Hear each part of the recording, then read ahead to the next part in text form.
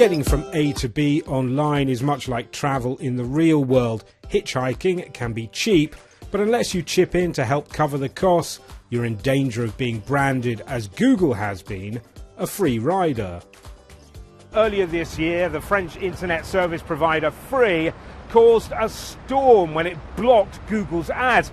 It claimed that Google hogs bandwidth with its traffic-intensive YouTube without contributing any money at all to the rollout of expensive internet infrastructure. The French government said, yeah, fine, you've made your point, now put the ads back on, and then proposed a law on net neutrality. Net neutrality is the principle that all data should be treated the same. That means internet service providers should deliver Google's data the same speed as Yahoo's and of cutecats.com or any other website for that matter. As things stand, ISPs can slow down, even stop certain kind of internet traffic. They say they do it to manage the network, preventing peak time snarl-ups so real-time services like YouTube work.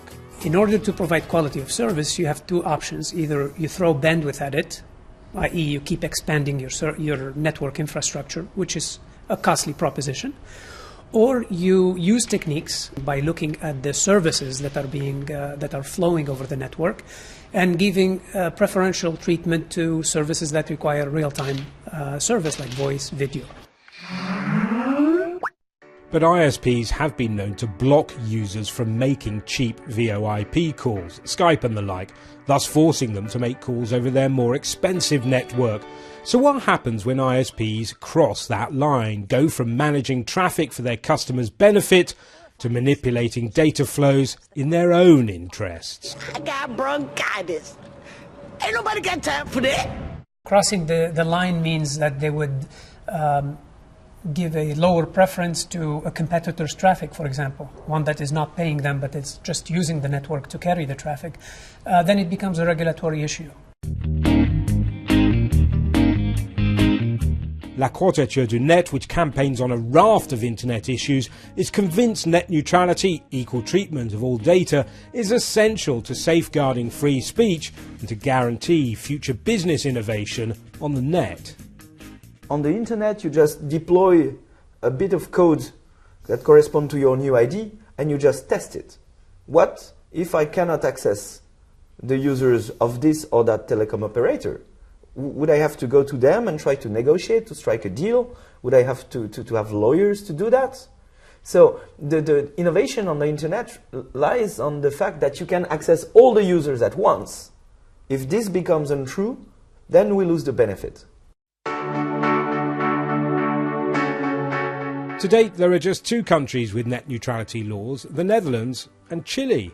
The body advising France's president on digital issues is pondering if the definition of net neutrality in France's law should be wider and take in, for example, search engines. Internet neutrality has to be accepted not only on the networks, for sure, it is the beginning, it is the first step, but we have really to concern the whole chain of access.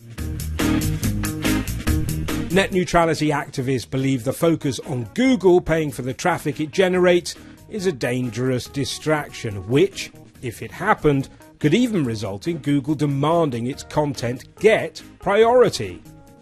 The way the debate is framed with the Google must pay for the YouTube traffic of its users is nonsensical. It's the usage that drove the growth of the internet. Along the years, the telecoms operators didn't believe in the internet. So yes, Google must pay. They must pay their taxes. But Google or nobody else should be prioritized on the internet, and nobody should pay for accessing the users of an internet service provider. With France pondering a net neutrality law, others will now probably do the same. One thing the history of these hot-button internet issues has taught us is that it might be called net neutrality, but the debate will likely get very partisan indeed.